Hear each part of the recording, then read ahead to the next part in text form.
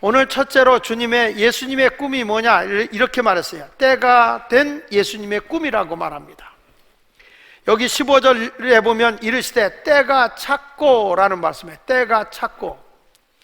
이 때라고 하는 것은 우리의 생각과 마음과 몸을 집중해서 바라볼 때라는 거예요. 바로 하나님이 정하신 시간, 하나님이 정해주신 그 순간, 하나님이 하시고자 하는 그 시점이 왔다는 거예요. 사람이 그 어느 기회, 그 어느 점을 찾지 못하면 자기 기회를 잃어버려요. 사람은 항상 기회가 있을 것 같지만 그 기회를 놓치는 거예요. 그래서 그 기회를 잡는다는 것이 얼마나 소중한 일인지, 그래서 사람이 집중해야 되고, 지금 내가 이걸 택해야 할 거냐 말아야 할 거냐 하는 그런 시간대를 잘 잡는 사람이 굉장히 지혜로운 사람이다. 여러분 모두가 그런 지혜로운 사람이 되었으면 좋겠습니다. 자, 지금 우리 예수님께서 하나님의 나라를 이 땅에 실현해야 할 시간이 되었다. 예수 그리스도가 이 땅에 오셨다고 하는 것은 한 역사의 전환점입니다. 그래서 예수님이 오기 전의 시대를 뭐라 하냐면 단기, 예수님이 오고 난 뒤를 서기 이렇게 표현하죠. BC, AD 이렇게 표현합니다. 이 BC라는 단어는 Before Christ예요. 그리스도가 오기 전의 시대, 예수를 만나고 난 뒤의 시대를 AD라고 표현합니다. 저는 여러분들의 인생에 있어서 이 역사 속에 BC와 AD, 서기와 단기와 서기로 나눠지는 것처럼 우리 인생도 예수님을 만나기 이전의 삶과 예수 만나고 난 뒤의 삶이 완전히 달라져야 되는데, 그것이 바로 기원 전, 기원 후, 다시 말해서 예수님을 만나기 이전의 삶, 이후의 삶, 그것이 완전히 달라져야 돼요.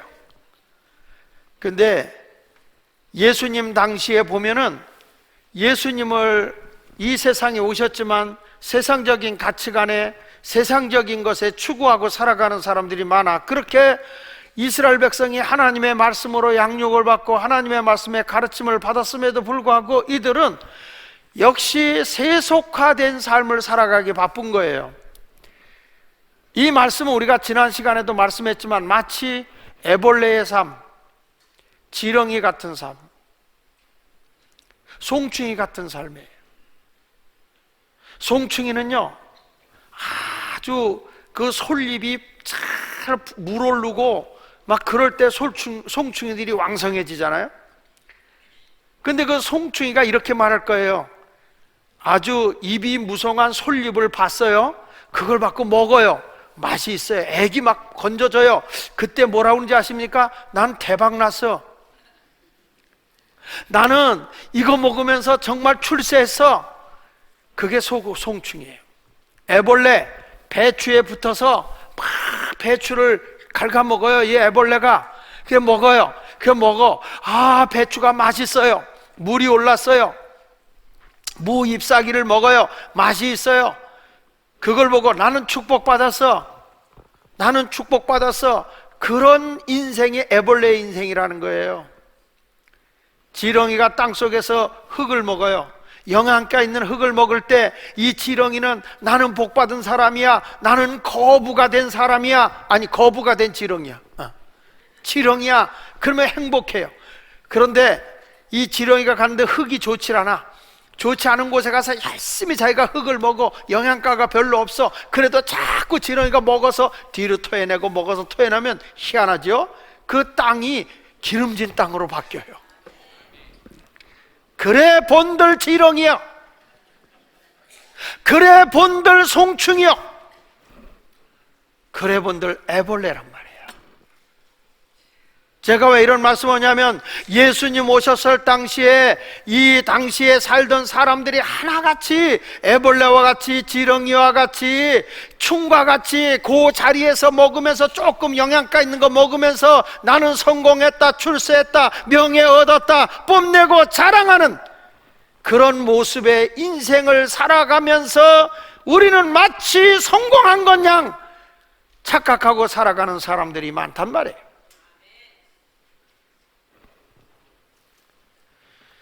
우리 예수님께서는 오늘 이 세상에 지금 오셔서 한 말이에요. 지금 너희들 이제 그때가 아니야.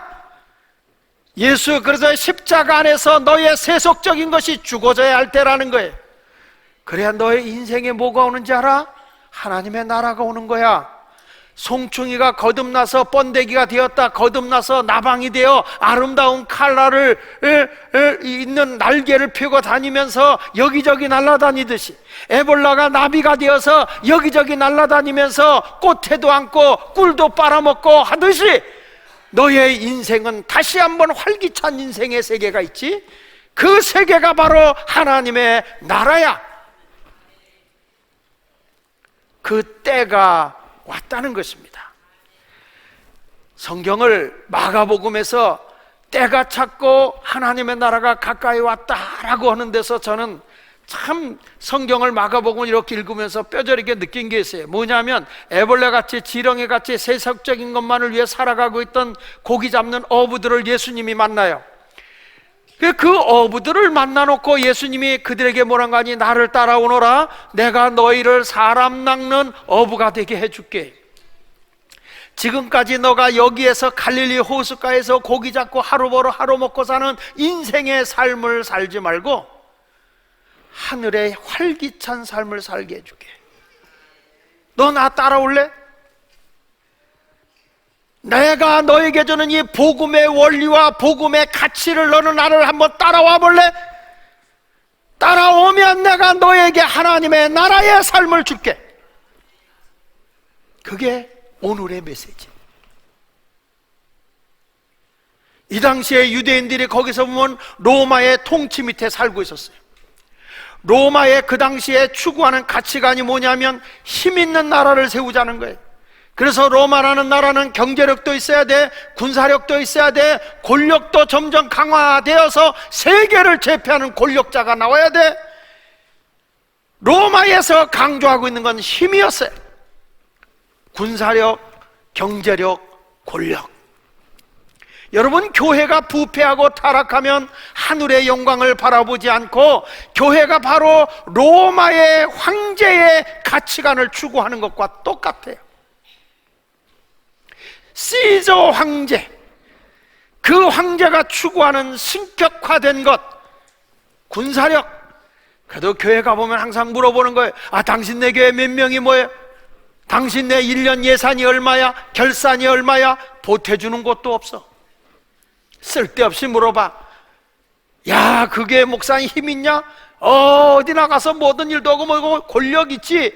그래서 감독도 되고 총회장도 되고, 야, 어디 가서 뭐 명예도 얻고 해보려고 기를 쓰고 살아. 목사만 그런 거 아니라 교회 다니고 있는 사람들도 마찬가지. 이것은 우리 주님이 요구하는 하나님의 나라의 가치가 아니에요.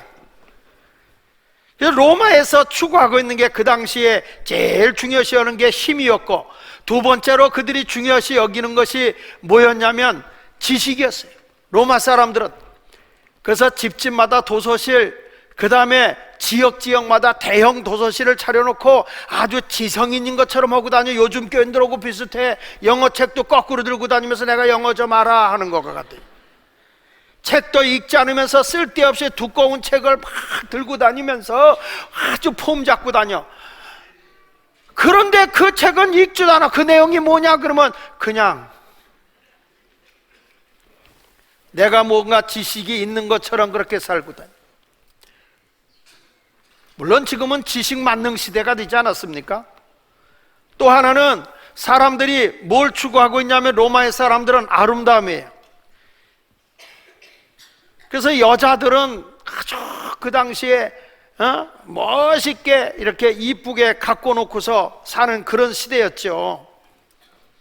좀 더 나는 아름답게 살아야지, 멋있게 살아야지, 그래가지고 그냥 여자들은 이렇게 집집마다 동상을 만들어 놓는데 다 베껴놓은 동상이잖아요. 나신상.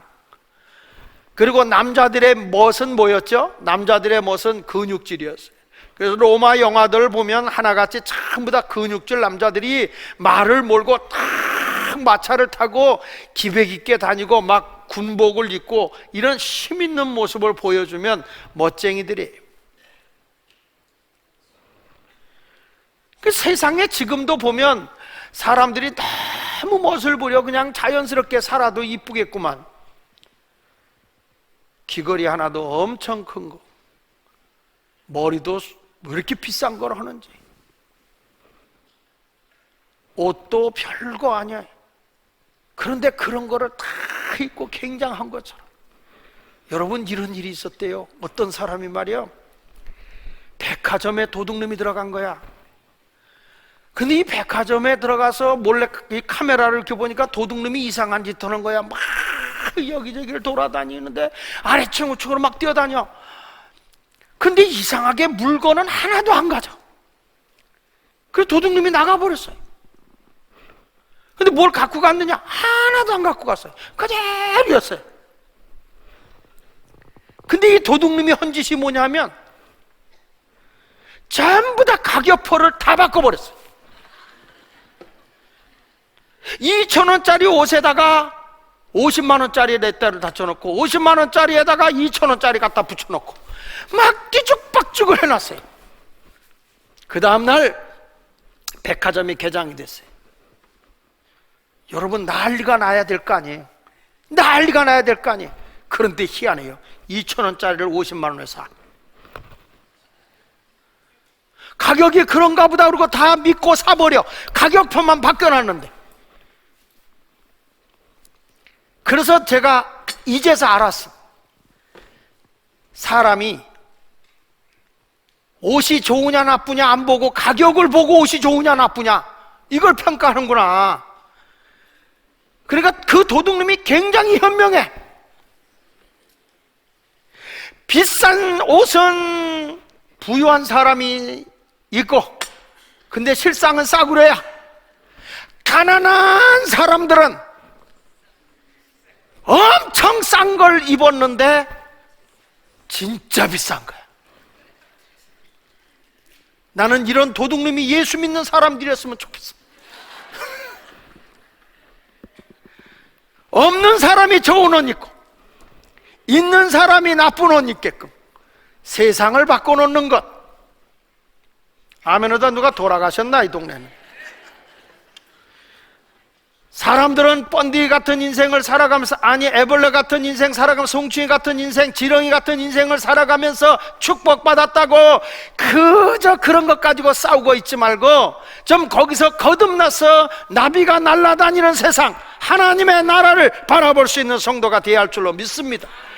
그러니까 고기 잡는 어부가 사람 낚는 어부로 바뀌어지고, 마가복음 1장 21절 28절에 보니까 귀신 들린 자가 고침을 받아서 정상적인 사람으로 변화되어져요. 귀신은 죽이고 빼앗고 멸망시키는 건데 예수님을 만나는 순간에 이제 이 사람이 정상적인 사람으로 바뀌어져 버리네요. 또 마가복음 1장 29절로 31절에 보니까 베드로의 장모가 열병으로 막 죽어가고 있었는데 그때 예수님을 만나는 순간에 열병이 다 떠나가 버렸다고 그랬어요. 그러니까 31절에 가서 보면은 뭐가 이루어졌느냐, 세상에 놀라보게도 그 여인이 예수님을 수종하는 여인으로 바뀌어졌다. 몸을 앓고 끙끙대고 자기 몸 아파했던 사람이 예수님을 만나는 순간에 병이 건강해졌어요. 여러분, 오늘 이 시간에 가장 혼자 끙끙 앓고 열받고 있는 사람들 있죠? 열병을 앓고 있는 사람들 있어요. 오늘 예수님을 만나는 순간에 열이 다 사라져버리고요, 예수님을 수종드는 사람으로 바뀌어지기를 축복합니다. 그뿐이 아니에요. 나병에, 문둥병에 걸려있던 사람이 말이죠, 마가복음 1장 40절 이하 45절에 보니까 문둥병을 앓고 있던 사람이 예수님께 나왔어요. 그 예수님께 지금 마가복음 1장 40절로 45절 하고 있어요. 네. 그런데 그때에 예수님에 찾아와서 깨끗하게 하실 수 있습니다라고 얘기했어요. 예수님께서 그를 불쌍히 여기시고 그의 병을 깨끗이 고쳐주신 줄 믿으시면 아멘 하세요. 그랬더니 사람들이 이 나병 환자가 나아지니까 45절 보세요. 이렇게 말합니다. 45절에 다 같이 시작. 그러나 그 사람이 나가서 이 일을 많이 전파하여 널리 퍼지게 하니 그러므로 예수께서 다시는 드러나게 동네에 들어가지 못하시고 오직 바깥 한 곳에 계셨으나 다 같이 사방에서 사람들이 그에게로 나아오니라. 여러분, 답을 해결해 주면, 문제 있는 사람에게 답을 주면 사람이 찾아 나오게 돼 있어요. 하나님의 나라는 어떤 것이냐? 하나님의 진리의 말씀으로 답을 주는 거예요. 이 세상에 살아갈 때 여러분, 내가 아둥바둥하면서 살아가려고 애를 써도 힘든데 하나님의 원리대로 내가 살아가게 되면 하나님의 원리 뒤에는 하나님의 에너지가 있어요. 하나님의 에너지가. 내가 지난 철야 때도 그런 설교를 했는데, 토요 예배 때도 그런 설교를 했는데, 이 에너지라고 하는 게 뭐냐면 모든 식물이 자라게끔 꿈틀대는 뭔지 모르게 꽃이 피어나게 하는 그런 에너지, 그거를 헬라인들은 로고스라 그랬어요. 로고스. 태초에 하나님이 말씀으로 천지를 창조하신 것처럼 그 말씀의 능력이 있는 것처럼 예수님이 육신의 옷을 입고 온 이것을 로고스라고 표현하는데, 여러분들이 하나님의 원리대로 살아가게 되면 뒤에서 하나님의 에너지가 나도 모르게 솟아나기 시작해서 사업을 성공할 수 있는 거예요. 하나님의 나라가 이루어질 수 있는 거예요. 문제를 가진 사람이 답을 찾는 거죠. 제가 지난번에 미국에 가서 큰 기업인들을 만났는데 그분들은 하나님의 원리를 가지고 살아요. 그 원리의 7기둥이라는 걸 가지고 살아가는데, 거기에 보면 주님의 진리 안에서 정직하게 살아라, 사람이 관대하게 살아라, 정직의 기둥, 관대라는 것은 뭐냐? 돈을 버는 목적이 나를 위해서가 아니다. 하나님의 나라를 위해서, 선한 일을 위해서, 약한 자를 돕기 위해서 돈을 벌어라, 근면해라, 열심히 벌어라, 일확천금을 노리는 게 아니다. 그분이 재밌는 말을 해요. 뭐라고 하는지 아십니까? 이렇게 말해요. 내가 빨리 성공한다는 것은 다른 사람을 빨리 망하게 하는 것이다. 그건 그리스도인이 아니다. 내가 근면하게 성실하게 살면 하나님이 나의 필요한 대로 채워주신다는 거예요. 네 번째로는 겸손해라. 내가 높은 자리에 올라갔을 때 힘없고 약한 자에 가서 손을 잡아줄 수 있는 겸손. 그게 기업인이다. 그게 기업이다. 다섯 번째, 지혜로워야 된다. 지혜의 기둥을 세워라. 우선순위를 하나님께 둬라. 선한 곳에 둬라. 여섯 번째, 상식 있는 삶을 살아라. 상식 없는 삶을 살지 말고 상식 있는 삶을 살아라. 일곱 번째, 절제의 삶을 살아라. 언어에 절제해라. 이 7기둥이 하나님의 말씀의 원리에 의해서 내가 살아가게 되면 하나님은 반드시 내 뒤에서 역사한다. 내 뒤에서 너를 세운다. 이게 하나님의 나라다. 나는 그분들이요, 만났을 때 청바지 입고 티 입고 강의를 해서 그냥 일반인 사람인 줄 알았어요. 나중에 그분의 책을 읽어보고 깜짝 놀란 게 그냥 억만장자야. 개인 비행기 타고 막 세계를 누비고 돌아다니는데, 이분들이 그게 중요한 게 아니라 진짜 기업인의 어마어마한 일을 해놓고 난 뒤에 이 사람들이 뭘 하느냐? 콜롬비아, 보고타, 파라과이, 과테말라, 이런 부정과 비리로 얼룩져 있는 나라를 하나님의 기둥으로 법조인들부터 다 변화를 일으키고 있는 역사가 일어나요. 여러분들 궁금하면 우리가 동영상으로 다 띄워요. gps바코리아.org라고 그래서 저 한번 띄워주세요. 그래서 거기에 딱 들어가게 되면 이게 동영상으로 다 나와서 이들에 의해서, 한 기업인들에 의해서 세계가 바뀌고 있어요. 남미가 어마어마한, 그러니까 여러분, 하나님의 나라의 원리를 가지고 살아가게 되면 이 원리와 가치가 세상에 하나님의 나라를 세우는 거예요. 그러니까 예수님께서 때가 찼고라고 하는 말은 너희가 하나님의 하나님의 진리 안에 들어오게 되면 세상을 얼마든지 너를 통해서 바꿀 수 있다는 거예요. 그게 하나님의 역사예요. 영어로 나와 있는 거 한글로 다 이렇게 띄워놨어요.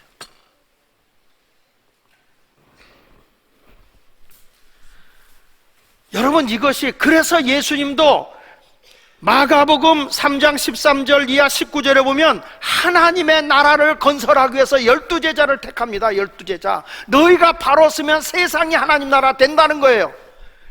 예수님이 이런 말씀을 하니까 여러분 생각해 보세요. 지금 우리들이 생각하는 거고 전혀 다르잖아. 하나님의 원리대로 산다고 세상이 바뀌어? 하나님의 원리대로 산다고 우리가 성공해? 이런 생각을 하게 되는데, 하나님의 원리대로 살면 세상이 바뀐다, 예수님이 그 얘기를 하니까 사람들이 뭐냐면 예수 미쳤다는 거야. 그래서 가족들이 예수님을 잡으러 와요. 마가복음 3장 21절에 보면요, 예수의 친족들이 듣고 그를 붙들러 나오니 이는 그가 뭐 하더라? 미쳤다 하미러라. 그래서 제가 그분들을 보면서 내 자신이, 야, 이거 정말 기독교인들의 정신이 바로 바뀌면 세상을 바꾸겠구나. 그래서 그분들을 제가 초청을 해서 4월 20일 날 오는 거예요, 한국에. 아시아 쪽은 처음 오시는 거예요. 당신 와서 예수 정신으로 이 나라를 세워라. 대한민국이 새로워지게 하고 기업인들이 어떻게 살아야 되는 것인지, 어떻게 해야 기업을 일으킬 수 있는 것인지, 정말 젊은 사람들이 새로운 기업을 하려고 하면 이런 정신 위에 하나님의 도우심을 입어라.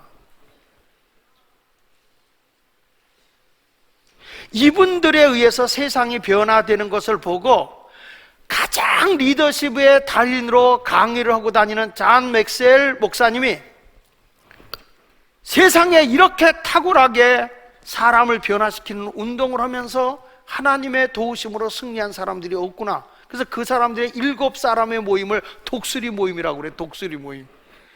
이분들과 함께 세상 변화 운동을 일으키고 있는 거예요.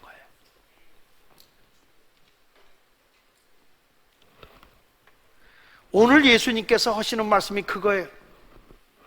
때가 찼다. 이제는 저 좀 보세요 여러분. 때가 찼다고.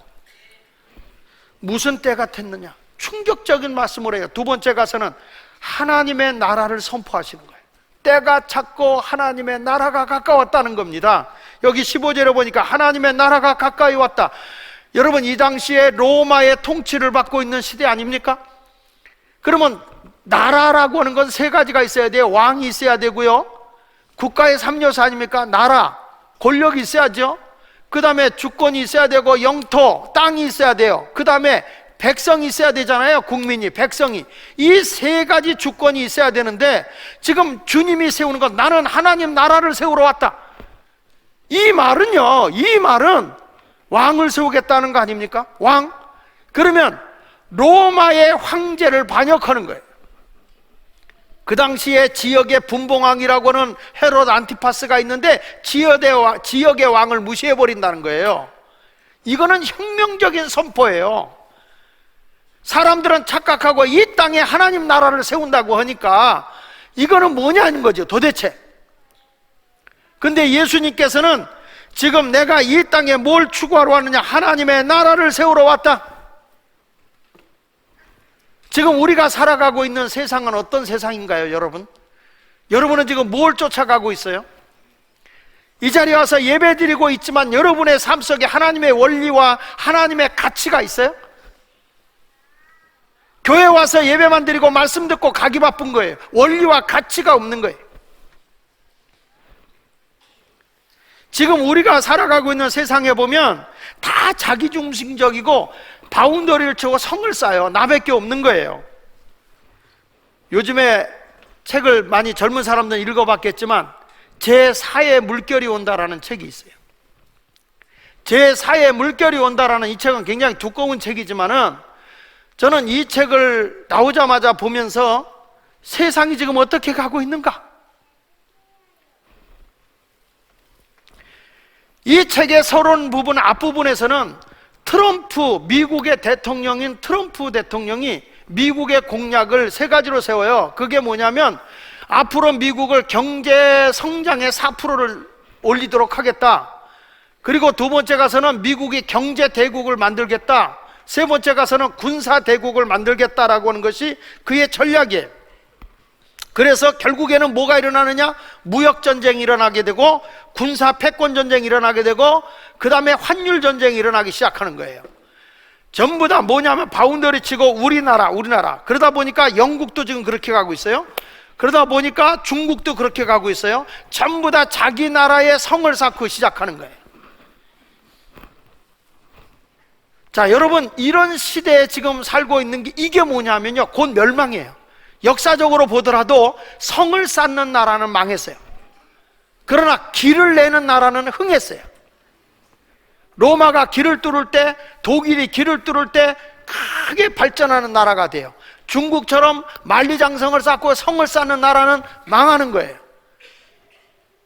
교회도 우리끼리 오면 교회는 망하는 거예요. 교회는 세상을 향해 열어야 돼. 누구 아멘하다 누가 돌아가셨어? 열려야 돼. 우리끼리만. 왜 교회가 불편한데 세상 사람이 자꾸 들어와? 이게 아니라 교회는 세상을 향해 활짝하게 열어줘야 돼요. 세상을 향해 뻗어나가야 돼요. 아니, 목사님 목회만 하지 무슨 외국의 경제인을 불러다가 무슨 기업인들 세미나를 한다. 그리고 교회가 교회 밖에 있지 말고 교회 밖으로 나가자. 교회 변화 운동이 일어나는 거예요. 하나님이 저에게 주신 사명이야. 여러분, 제가 뭐가 부족해? 우리 교회 하면 뭐가 부족해? 부흥회 다니는 것도 바빠. 목사들 내려놓고 세미나 해주기도 바빠. 대학에 가서 강의하는 것도 바빠. 뭐가 부족해서 이걸 하느냐? 하나님의 사명이니까 하는 거예요. 여기 예수님도 마가복음 1장 12절에 보면 성령이 곧 예수를 광야로 몰아내셨다 그랬어요. 몰아내셨다. 사명을 가지면요, 가만히 있을 수가 없어. 몰아내치는 거야. 몰아내치는 거야. 안 하고는 못 견뎌. 여러분들도 이번에 젊은 사람들 누구도 기업을 해야 되겠다 그러면 하나님 나라 정신을 가지고 기업해보겠다. 내가 기업을 한번 배워보겠다. 달라붙어서 이번에 그런 에너지를 공급받으세요. 여기 우리 가보면 책이 있을 거예요. 부자가 되거든 부자에게 점심을 사라. 부자의 에너지를 받아야 부자가 되는 거예요. 그렇게 아멘 해가지고는 깡통 찬다니까.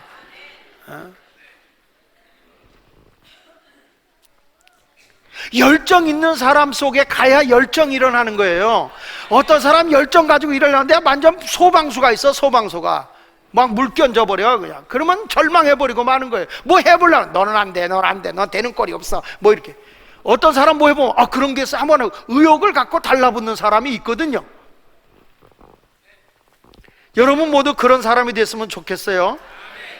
자, 미국이라는 나라도 이게 제4의 물결 시대가 오는데, 제4의 물결이 뭐냐 그랬을 때 지능혁명 시대가 온다는 거예요. 지능혁명 시대.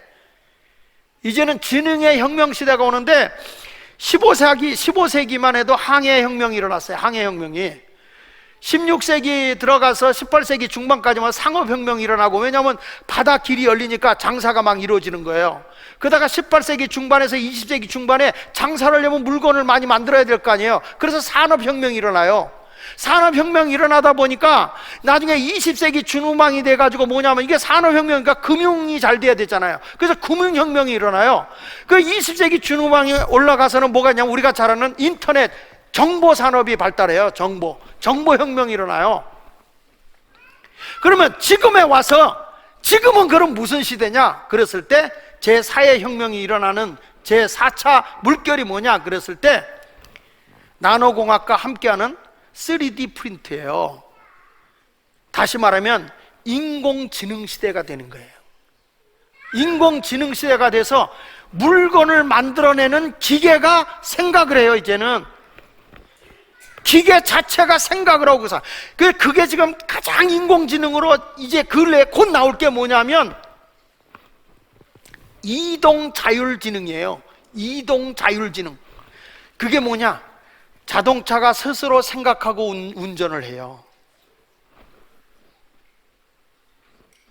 뭔 말인지 알아듣지를 못해. 시대가 이제는 기계가 완전히 사람의 지능을 뛰어넘어요. 이제는 인간의 지능을 넘어서 의학을 넘어서 의사가 없어진다고요. 왜냐하면 로봇가 더 지능이 탁월하고 사람의 병의 문제를 잘 해결해요. 어떤 것까지 일어나느냐? 지금 시대에 여러분 보세요. 디지털 반영생이 일어나요. 영원히 살진 않고 반영생. 무슨 얘기냐면요, 사람이 이제는 오래 산단 말이에요. 오래 살다 보니까 뇌세포가 축소가 돼버려요. 제가 아는 목사님, 우리 교회 부흥에 2-3번이나 왔던 목사님이 90이었어요 90이었는데 지난주 목요일날 90생신이었는데, 금요일날 90생신이었는데 이 목사님이 과거는 기억하는데 근래 걸 기억을 못 하세요. 돈의 액수를 몰라요. 숫자는 아는데 액수는 몰라요. 90인데 왜 그런지 아세요? 뇌세포가 줄어들면은 치매가 오는 거예요. 기억이 안 나는 거예요. 그러다 보니까 이제는 이 지능혁명 시대가 오면 어떻게 되냐면 사람의 3D로 해서 사람의 뇌를 그대로 그걸 만들어내요. 나의 뇌세포를 그대로 만들어내고 생각을 하게 만들어버려요. 그리고 나서 뇌 찌그러진 뇌를 빼내고 그 뇌를 넣어요. 그러면 여러분은 정상인이 돼요. 나를 기계로, 이게 인간 제조로 만든 뇌가, 인공뇌가 나의 생각, 나의 세포 노릇을 다 하기 때문에 내가 없어지는 게 아니라 내가 나를 그냥 해. 그냥 한다고. 이렇게 사람이 150세를 살아가는 게 디지털 반영생이에요. 이게 제4의 물결이 오다라는 데서 나오는 거예요. 여러분, 이게 멀리 있는 게 아니에요. 지금 우리나라 정치하는 사람이 제4차 혁명 얘기하잖아요. 요즘에 그 얘기 하잖아요. 에? 여러분, 그 사람이 정말 세상을 바로 보는 거예요. 근데 뭐가 일어나는지 아세요? 더 놀라운 거는 디지털 영생이 생긴, 영생. 내가 안 죽어. 영원해. 디지털 영상. 영생. 이게 뭐냐면, 자, 나의 생각, 나의 모든 것, 지금까지 살아온 그런 거를 다 만들어요. 이게 가상 영상이에요. 여러분 혹시 그거 봤어요? VR 보셨어요? 가상 영상? 못 보셨어요? 이게 뭐냐면 시커먼 안경을 딱 쓰고 딱 들어가서 영화를 봐요. 근데 그게 현실로, 가상이 현실로 내게 와요. 저쪽에서 총 들고 나를 향해 공격하면 나도 같이 막 쏘고 때리려고 하고 비키고 그래요. 오래전에 벌써 제가 유니버설 스튜디오 LA 가서 그걸 보는데 이렇게 뭘 태우더라고. 껌껌한데 영화가 들어가는데 뭘 씌워요. 그래서 뭐 같은 걸 탔는데 그걸 가는데 막 이렇게 움직이면서 가요. 큰 용이 있는데 용의 입을 들어가는 거예요. 여러분, 내가 용의 뱃속을 누비고 나왔어요. 근데 그게 영화가 아니라 현실로 내게 가상 현실로 오는 거예요. 그게. 여러분, 제가요 우주를 돌아보고 왔다니까. 지금 이런 것들이 현상으로 나타나고 있어요, 여러분. 그러니까 사람이 쭉 지금까지 우리 애가 살아온 게 그대로 다 남아요. 영상으로 남아있고 그 아이가 생각하고 행동했던 거 다 남아요. 이제 그런 남아있는 데다가 얘가 죽어줘도요 인공지능의 컴퓨터하고 연결을 해요. 연결하면 이 아이가 지금까지 살아온 거에서 어디까지 가는지 아세요? 미래까지도 나와요. 이게 이 아이의 미래까지 나오는 거예요. 이게 디지털 영생이에요. 디지털 영생. 지금 세월호 사건에 빠져 죽었던 애들 있잖아요. 그 아이들이 동영상에 남아 있잖아요. 엄마는 거기서 못 벗어나요. 이 아이의 동영상에서 놀고 있는 그 아이를 진짜 내 아이가 살아있는 것처럼 느끼고 살아요.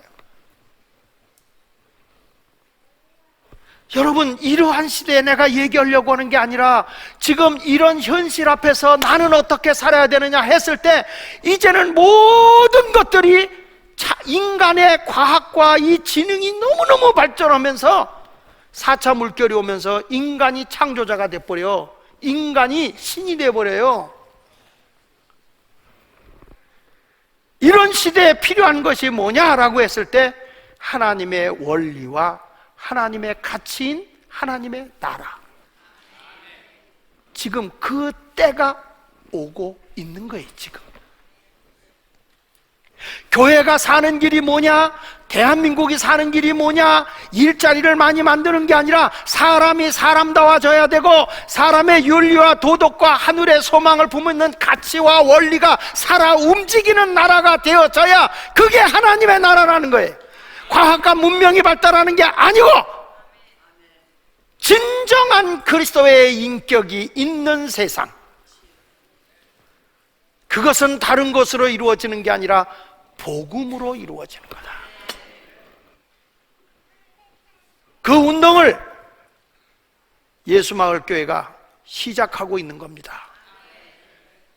그 운동을 위해서 라운드 테이블이라고 하는 가치, 사람의 가치를 어떻게 세워나갈 거냐, 사람이 세상을 살아갈 때 일곱 기둥 원리를 어떻게 세울 거냐, 이것을 그동안에 준비하고 책으로 다 찍어내고 이 사역을 해나가기 위해 준비하고 있는 거예요.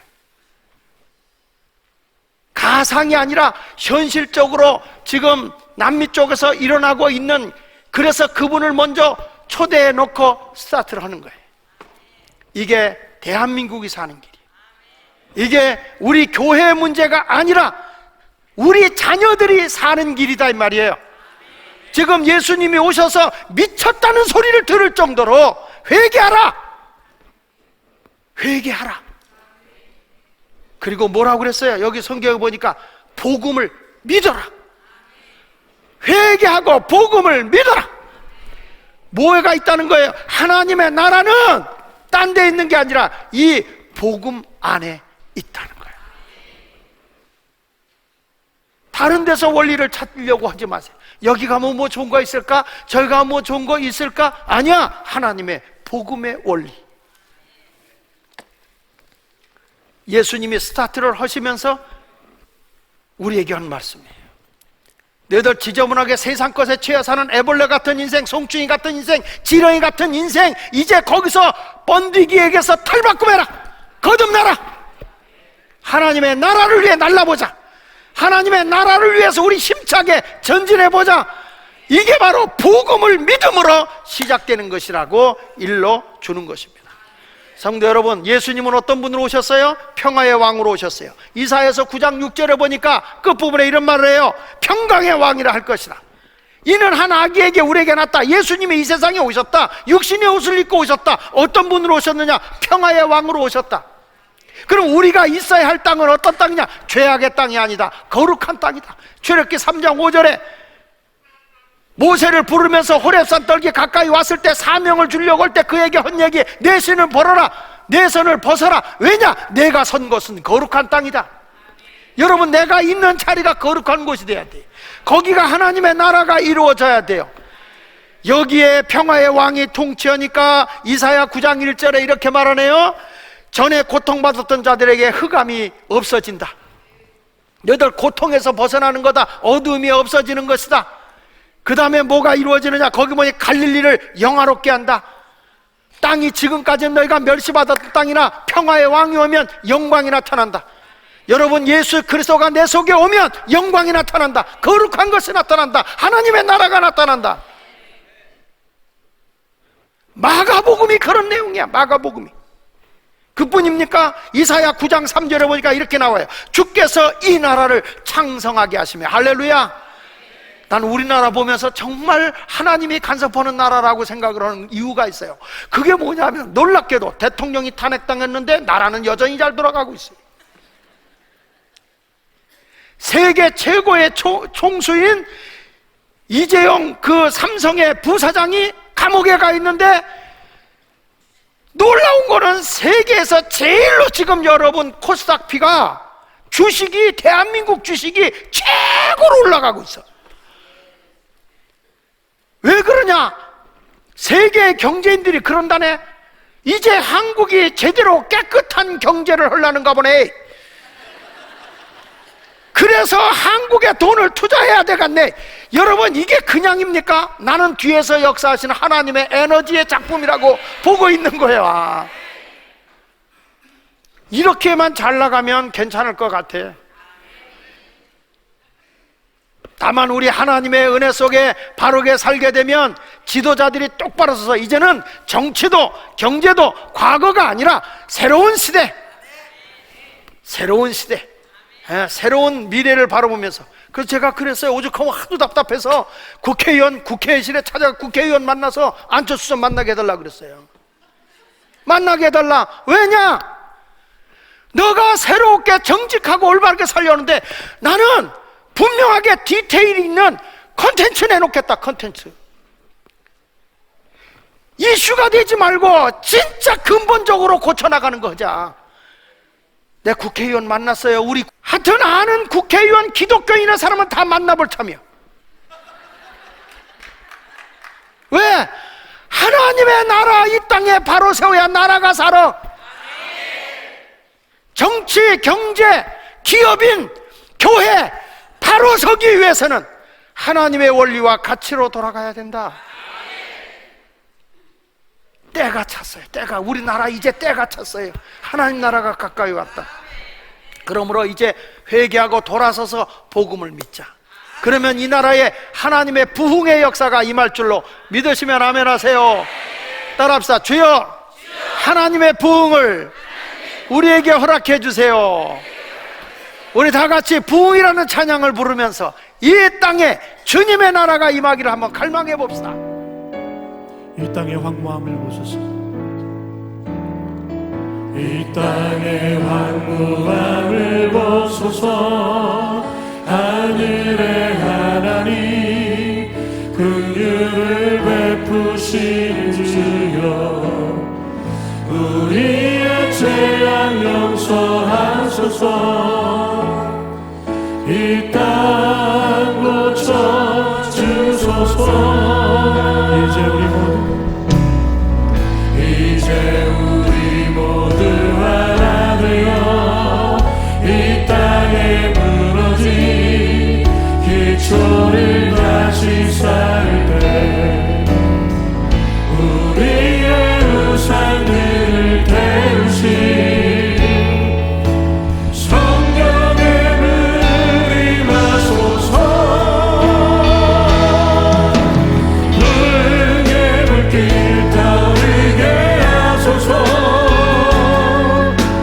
진리의 말씀 이 땅 새롭게 하소서.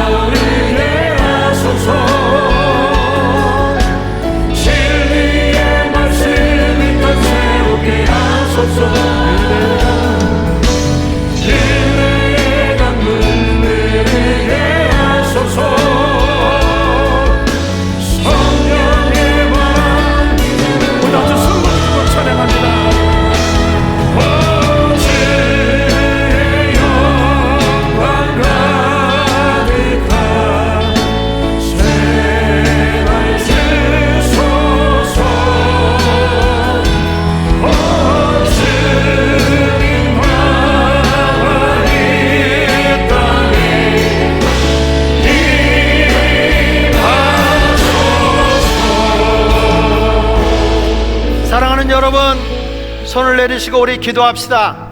땅의 것에 속해 살아가는 에볼라같이, 지렁이같이, 여러분, 아니면 송충이 같은 인생으로 살아가면서 만족하게 살겠습니까? 흙 파먹고 살아가는 것이 인생의 행복이라고 생각하십니까?